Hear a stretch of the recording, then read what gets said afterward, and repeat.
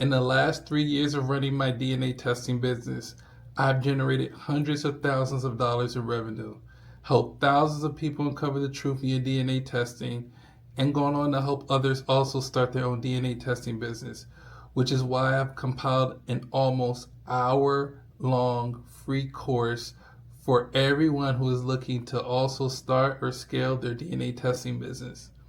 This industry has been extremely gatekept for the longest time, and the earning potential in this industry is limitless. DNA testing is a multi billion industry, not million, billion.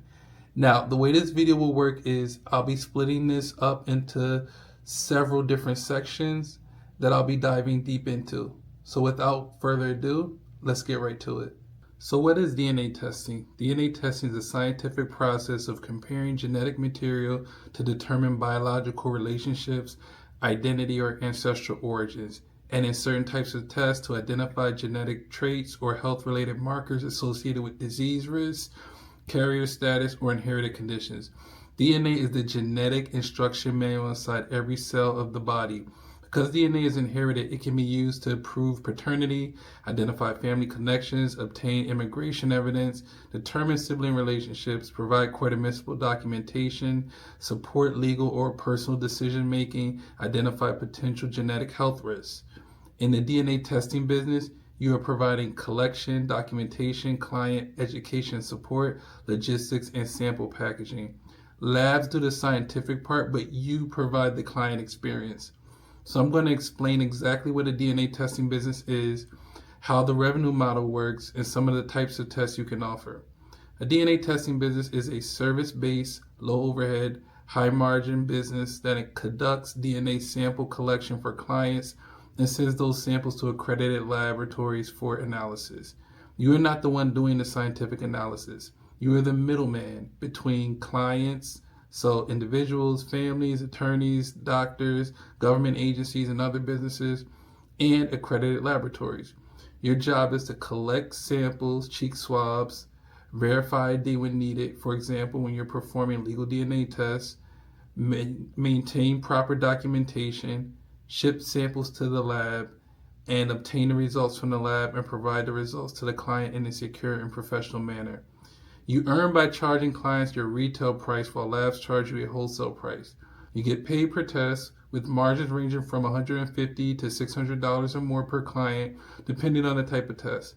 Example, a non-legal paternity test, you charge $300, the lab charges you $80, and you make $220 profit. And for a legal paternity test, you charge $450, and the lab charges you $100, and you make a $350 profit. And to be honest, $450 is actually a very conservative price. Go to LabCorp's website or call them up and ask how much a legal paternity test is. They charge $525, and they don't offer consumer financing options like Klarna, Affirm, or Afterpay. So just imagine, you could easily make a few $1,000s doing this part-time and well over $10,000 doing this as a full-time business. And you don't need office space. You can do this totally mobile. You don't need staff to get started. You don't need a medical background. Startup costs are low. Tests are repeatable, easy to perform, and highly in demand. Attorneys, labs, doctors, social workers, and government agencies refer clients to you. Now, if you're getting $350 per legal DNA test, multiply that by a law firm sending 5 to 20 clients per month, individuals needing results for court, families needing answers, agencies needing verification. Just like that, you're running a scalable business that gives you financial freedom. And instead of giving you headaches, exhaustion, and deteriorating your mental health like your 9 to 5 currently does. Now, let's talk about some of the different types of DNA tests. Most in-demand and highest volume tests are paternity tests, which are used for child support, child custody, birth certificate changes, and person reassurance, among other purposes. Then there's maternity testing, which determines if a woman is a biological mother, often used in adoption cases, legal cases, and immigration cases. Next is sibling DNA testing, which determines whether two individuals share one parent or both, which is useful when the alleged father is unavailable. This test is needed heavily in court and immigration cases. Grandparent DNA testing, which determines biological relationships through grandparents. It is often used when the alleged father is deceased, incarcerated, or unavailable. Avuncular testing, aka aunt uncle testing, used to establish biological relationship through an aunt or uncle. Is common in immigration and legal cases and when the alleged father is unavailable. Immigration DNA testing, which is one of the most profitable and consistent test types. It is requested by U.S. embassies, USCIS, and immigration attorneys. Forensic or non standard relationship testing. This is used in cases where regular swabs aren't possible, such as testing hair, clothing, toothbrushes, nail clippings, etc. Ancestry DNA testing determines a person's ethnic or geographic origins, and it can uncover family connections or ancestral heritage.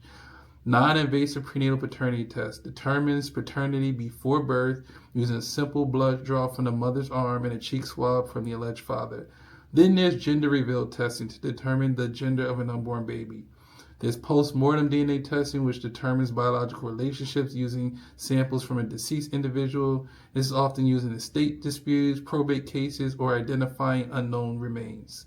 So now I'm going to teach you what a genetic marker is, what an allele is, what the paternity index is, what the direct index is, and what is STR locus. So this is a standard paternity test result report. These over here are genetic markers.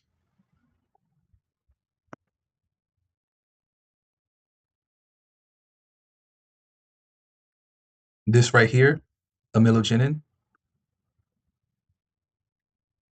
is a sex genetic marker. So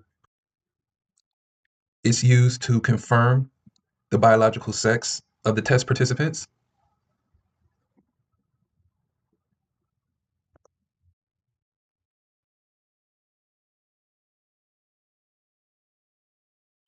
So like I said, all of these are genetic markers. A genetic marker is a specific location on DNA that can be identified and used for testing. The purpose of a genetic marker is to serve as a reference point for comparison. For example, in paternity testing, ancestry testing, or forensic analysis. A genetic marker is like an address on a specific part of the human genome. Now,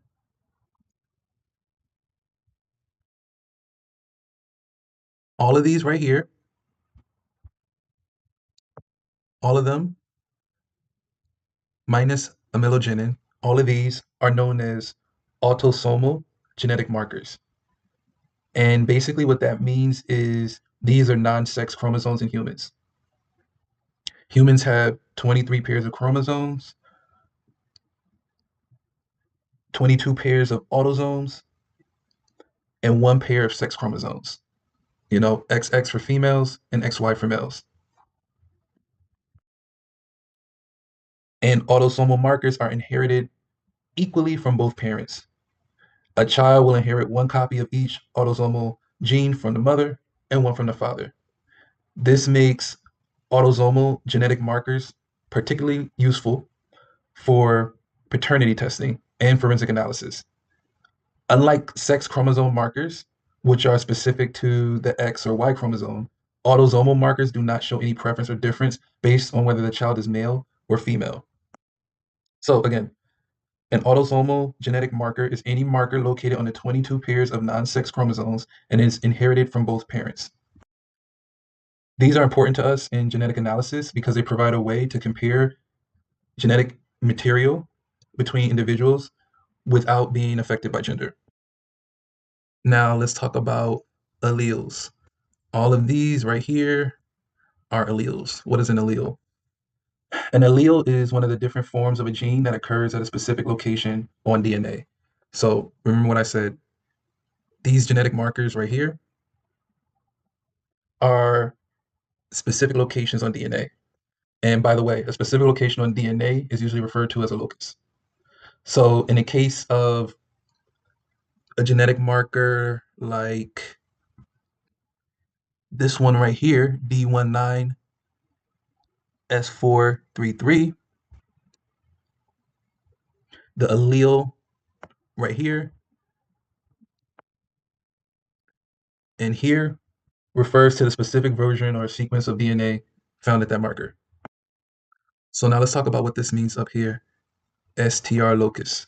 So STR locus stands for standard tandem repeat locus. And a standard tandem repeat locus is simply the location where a particular short repeating sequence of DNA can be found. And it's used in genetic analysis and profiling because these repeats vary greatly between individuals. So it makes them useful for identification. So this is where the numbers come in. So let's look, for example, at this one right here, the genetic marker D13S317. So we see right here the allele repeats the DNA sequence 11 times, 12 times here, 9 times here, and 11 times here. Alleles are represented as numbers in genetic analysis because they correspond to the number of repeats in a specific DNA sequence. The variation in these numbers helps create genetic profiles that can distinguish individuals from one another. The numbers indicate the size or length of the allele based on the repeat count. So using numbers makes it easy to compare alleles across different individuals, and it standardizes the way genetic tests are described, making it easier for researchers, forensic scientists, and geneticists to analyze DNA samples.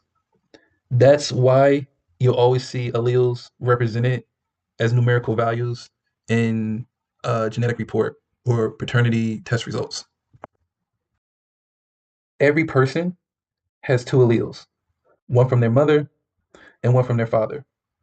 When a single allele is present in the result of a paternity test, for example, here, it indicates that it was inherited from both the mother and the father. So, in other words, the person has two identical alleles. That's not the case here because in this paternity test result report, the alleged father is not the biological father.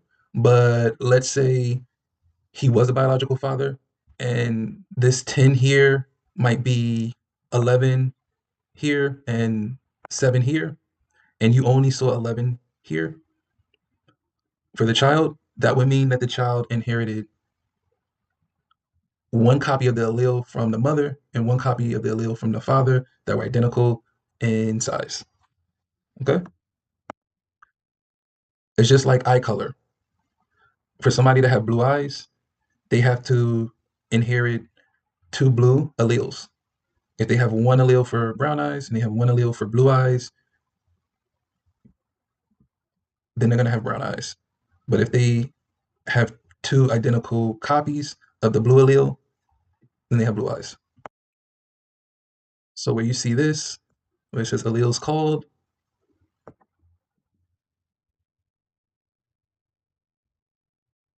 those columns contain numbers indicating the two alleles found at each locus.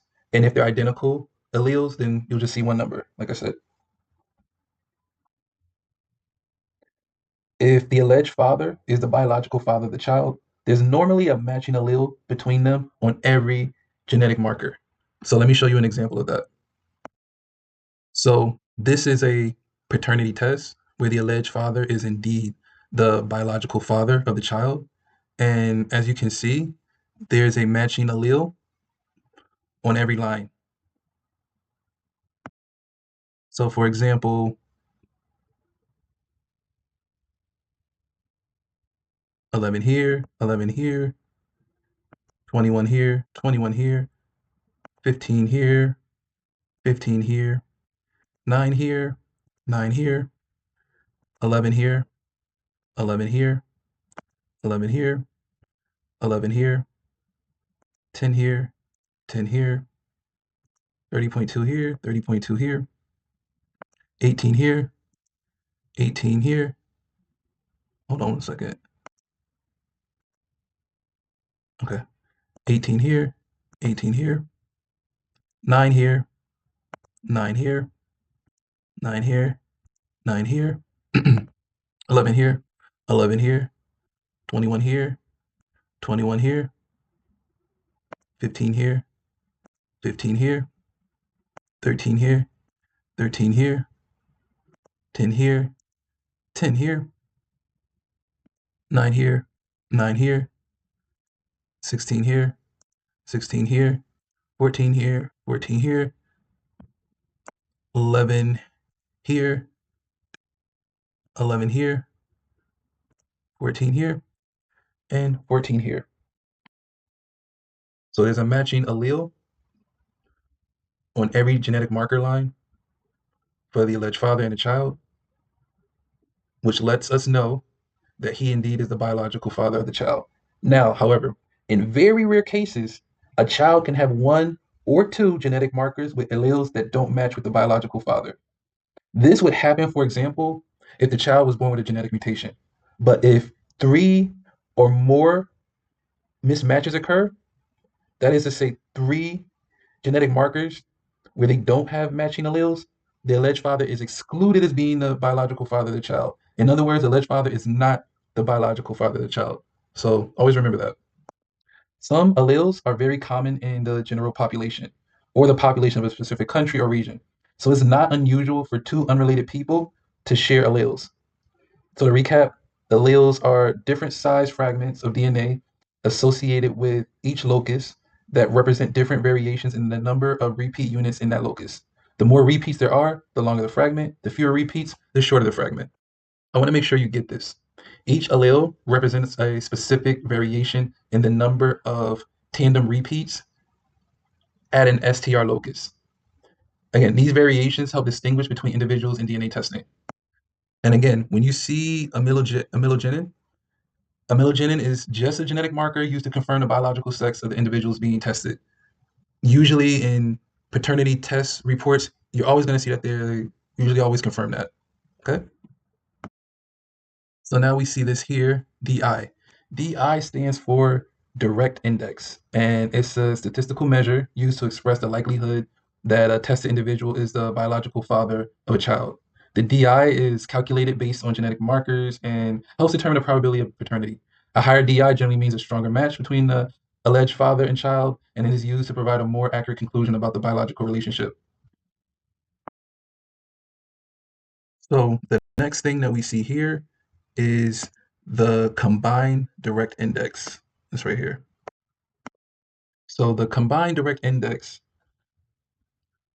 are the calculated results of the direct index here.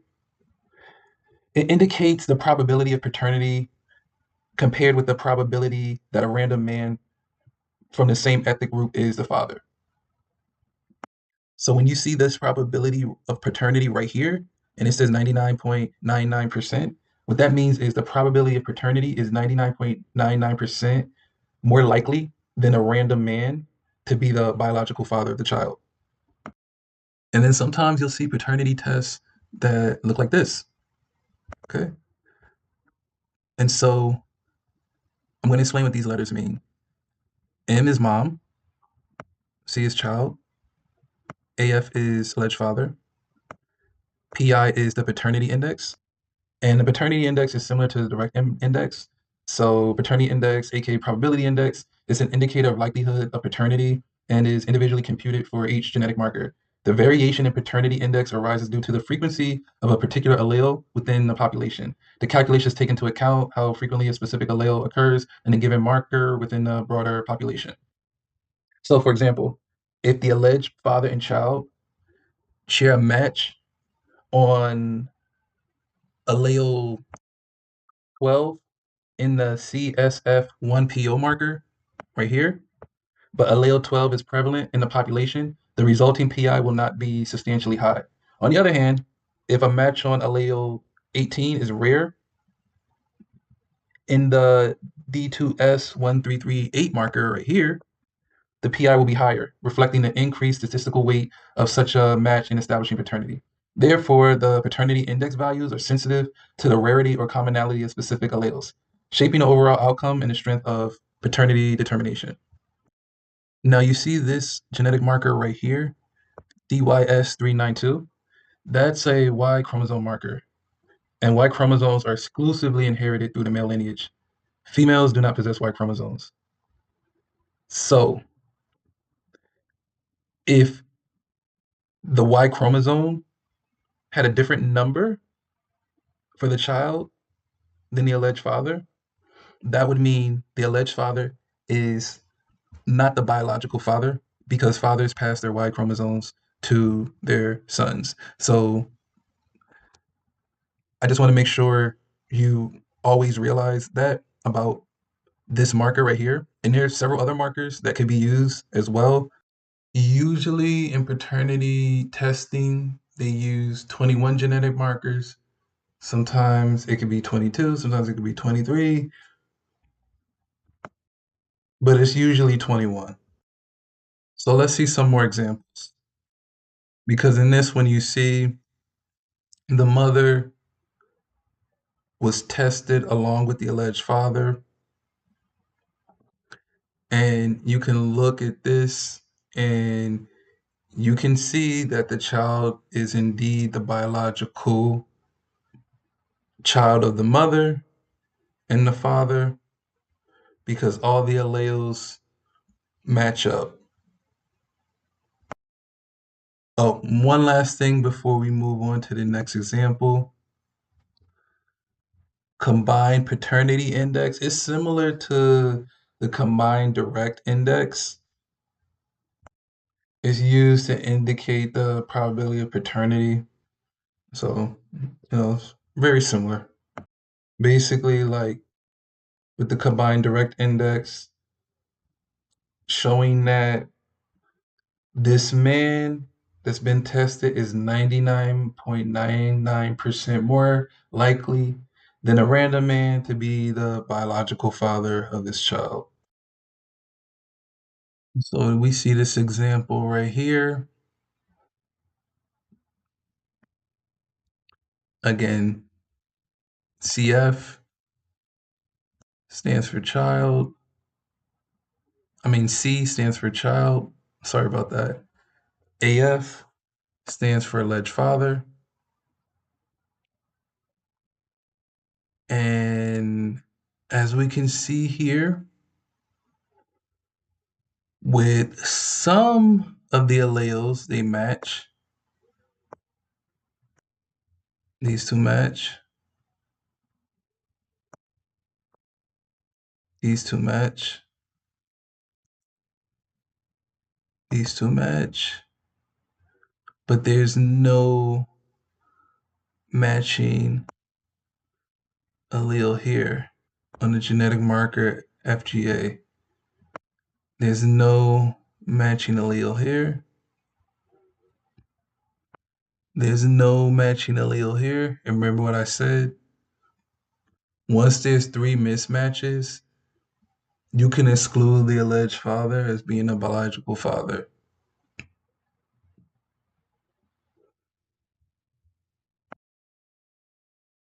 And as you can see right here, the combined paternity index 0 to 1. Probability of paternity 0.00%. And it says here the alleged father is excluded from paternity in the following systems. These are the different genetic markers. These results indicate that John Doe is not the biological father of the child Jane Doe. So there were no matches in any of these genetic markers here.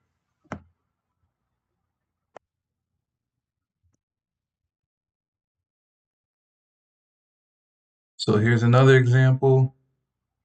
The alleged father is indeed the biological father of the child because there's a matching allele on each genetic marker line, as you can see here.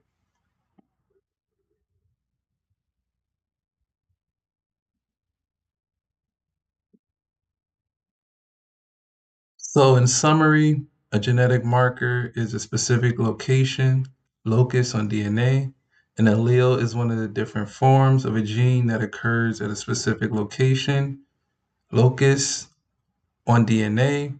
The paternity index is an indicator of likelihood of paternity. The direct index is a statistical measure used to express the likelihood that a tested individual is the biological father of a child.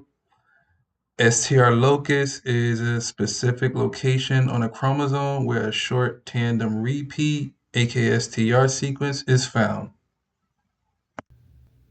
Now that you have a solid understanding of what DNA testing is, how it works, and the type of tests you can offer, it's time to get practical. Let's dive into the fundamentals that you need to actually get started with this business. Starting a DNA testing business requires creating a formal legal entity. This protects you personally, provides credibility with clients, and is necessary for banking and tax purposes. You can obtain an LLC, which stands for Limited Liability Company, from your Secretary of State website or use a third party like LegalZoom. Then you want to get an EIN from the irs.gov website. It functions like a social security number for your business and is needed for opening business bank accounts, payment processors, and hiring employees or contractors. You also want to get a business phone number. You can get one from providers like RingCentral or Grasshopper. Next, you need a website and email address. There are many providers out there, like GoDaddy, for example, where you can get one. You also want to get a business bank account. This is important because it separates personal and business funds and is important for bookkeeping, taxes, and professional credibility. Some good ones for business banking are Chase, Navy Federal, US Bank, Bank of America, and Truist. Next, you need a payment processor.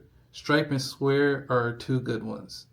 Then you'll need PPE, personal protective equipment, such as gloves, face masks, hand sanitizer, Lysol, and wipes.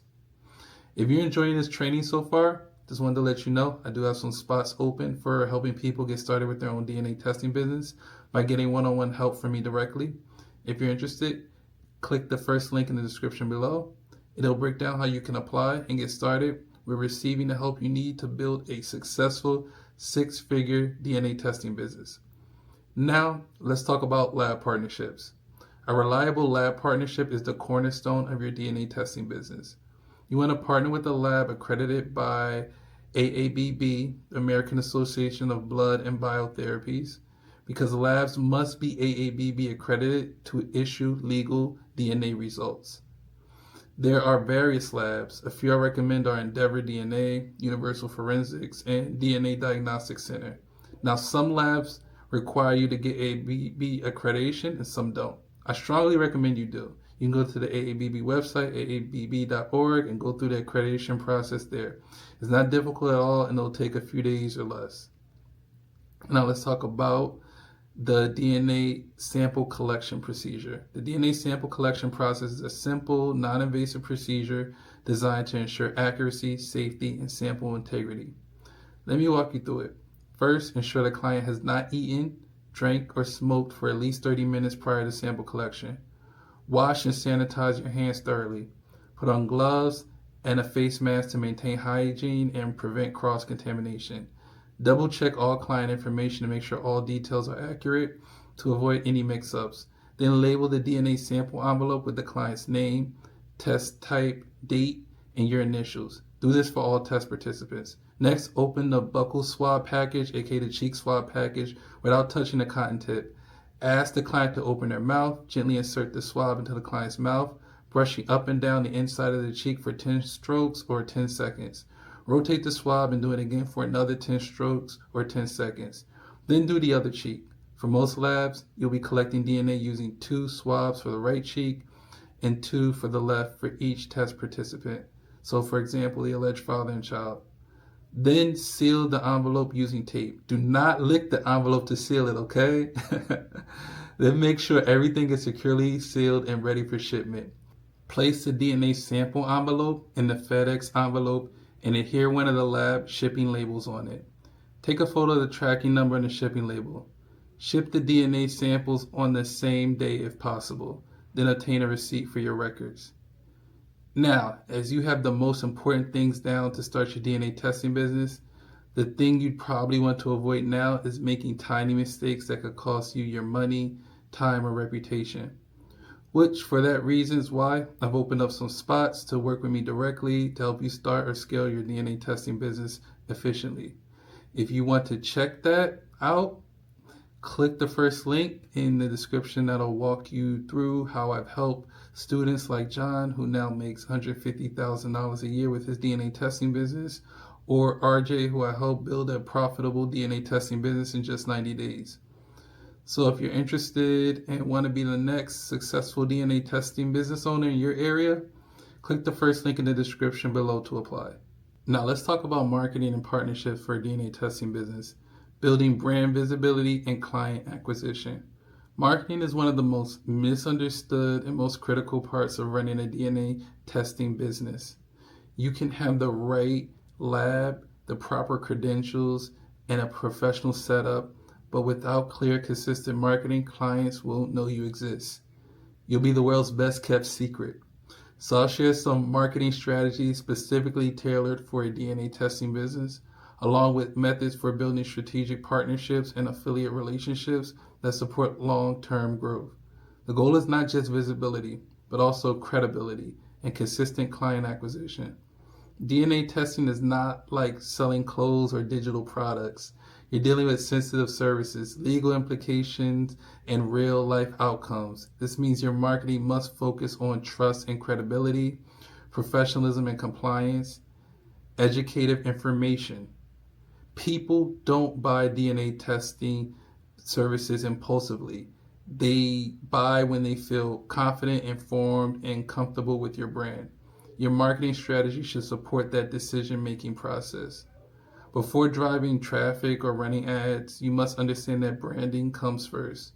Strong branding includes consistent logo, colors, and messaging, clear explanation of services, professional looking website, brochures, flyers, and business cards.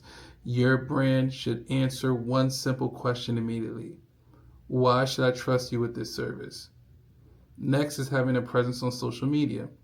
Social media is one of the most powerful tools for educating potential clients and position yourself as an authority in your area using platforms like Instagram, Facebook, TikTok, or LinkedIn. The goal of social media is education and visibility. When people understand what you do, they're far more likely to reach out when they or someone they know need your services.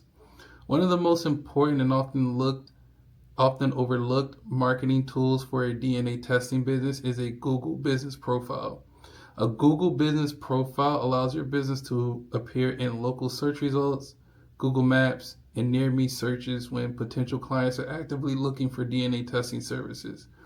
When someone searches DNA testing near me, paternity test near me, legal DNA tests with the city name, Google prioritizes businesses with an active and optimized Google business profile. If you're not listed, you're invisible to clients doing Google searches. If your DNA testing business does not have a Google business profile, you are leaving money on the table. Now, paid advertising can accelerate growth when done strategically. Common platforms are Google Ads, Facebook, and Instagram ads.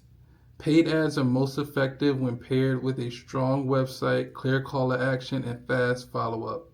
Now, let's talk about affiliate marketing for DNA testing businesses. Affiliate marketing allows others to promote your services in exchange for a referral fee. Potential affiliates include social workers, business professionals, and influencers in legal or healthcare education. You'd want to offer transparent referral agreements, provide affiliates with educational materials, and use a CRM to track referrals properly and be as informative as possible. Affiliate marketing works best when affiliates understand your services. Now let's talk about establishing partnerships. Partnerships are one of the fastest ways to grow a DNA testing business and one of the most overlooked. Strategic partners already serve your ideal client.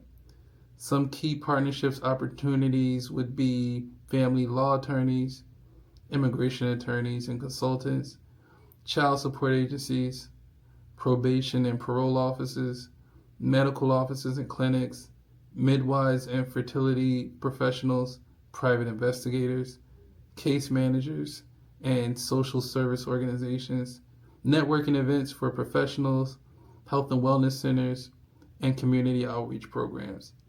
Each of these professionals serves clients who may need DNA testing. Marketing brings attention, and partnerships bring consistency. A successful DNA testing business grows not just by chasing leads, but by building relationships and reputation over time. Now, as a bonus, let's talk about grants. Grants are one of the most valuable funding opportunities available to business owners. Unlike loans, grants do not need to be repaid. I repeat, grants do not need to be repaid. You do not have to pay them back.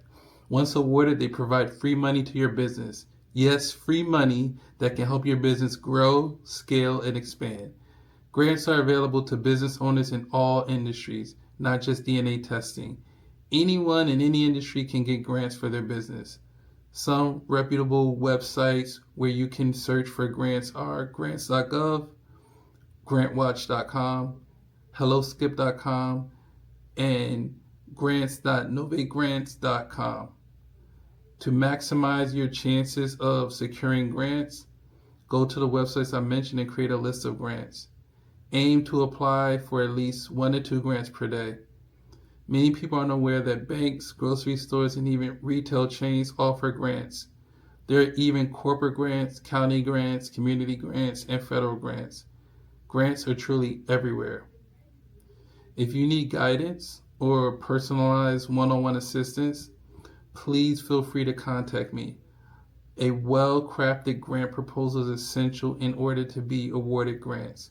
So if you also need help writing your grant proposal, or if you want additional grant resources, contact me. I've gotten a lot of people grant money. Anyway, I want to thank you so much for watching till the end, and I can confidently say you now have enough information to actually get started. If you are looking to accelerate that growth and build a successful DNA testing business faster, I have left a link in the description below where you can apply to work with me directly. I'm constantly hitting capacity for student intake, so I'd recommend checking it out before I shut off spots again. But other than that, I thank you for watching till the end. Like, subscribe, and see you next time.